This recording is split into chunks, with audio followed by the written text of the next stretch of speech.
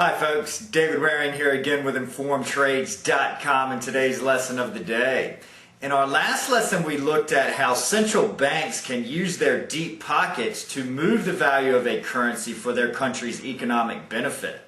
In today's lesson we're going to continue our discussion on the participants in the foreign exchange market with a look at the rest of the participants in the market and how they affect us as individual traders. So let's get started. Behind central banks in terms of size and ability to move the foreign exchange market are the banks which we learned about in our previous lessons which make up the interbank market. It is important to understand here that in addition to executing trades on behalf of their clients, the bank's traders oftentimes will try and earn additional profits by taking speculative positions in the market as well. While most of the other players we're going to discuss in this lesson do not have the size and clout to move the market in their favor, many of these bank traders are an exception to this rule and can leverage their huge buying power and inside knowledge of client order flow to move the market in their favor.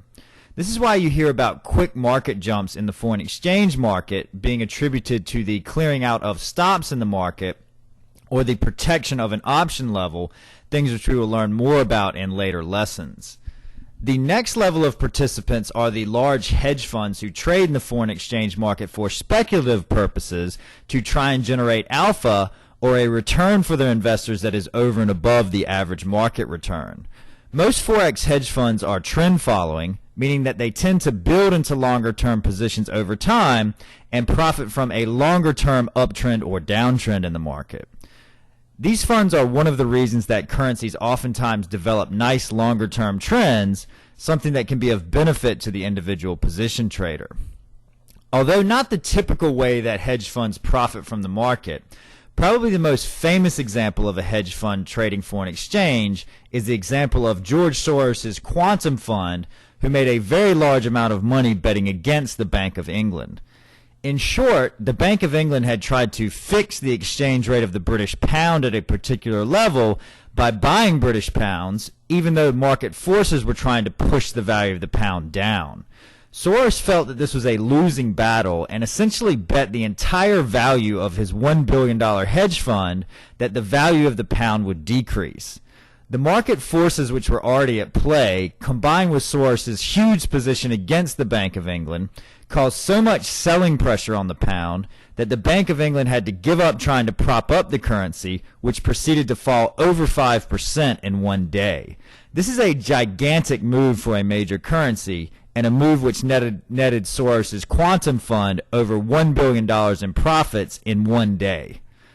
Next in line are multinational corporations who are forced to be participants in the Forex market because of their overseas earnings, which are oftentimes converted back into US dollars or other currencies depending on where the company is headquartered.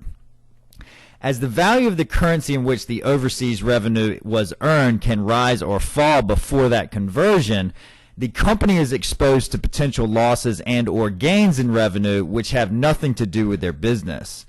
To remove this exchange rate uncertainty, many multinational corporations will hedge this risk by taking positions in the Forex market which negate any exchange rate fluctuations on their overseas revenues.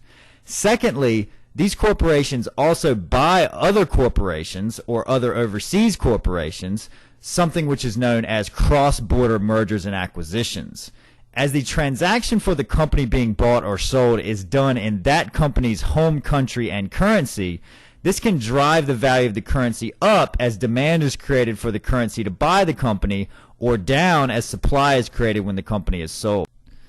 Lastly are individuals such as you and I who participate in the Forex market in three main areas. The first is as investors seeking yield. Although not very popular in the United States, overseas, and particularly in Japan where interest rates have been close to zero for many years, individuals will buy the currencies or other assets of a country with a higher interest rate in order to try and earn a higher rate of return on their money. This is also referred to as a carry trade, something which we will learn more about in later lessons. The second reason is as travelers. Obviously, when traveling to a country which has a different currency, individual travelers must exchange their home currency for the currency of the country where they are traveling. Lastly is as individual speculators who actively trade currencies trying to profit from the fluctuation of one currency against another.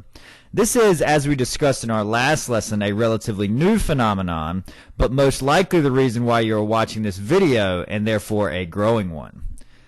That's our lesson for today. In tomorrow's lesson, we're going to look at the main cities and time zone where the majority of Forex trades flow through and the differing characteristics of the 24-hour trading day. So we hope to see you in that lesson. As always, if you have any questions or comments, please feel free to leave them in the comment section below. And good luck with your trading.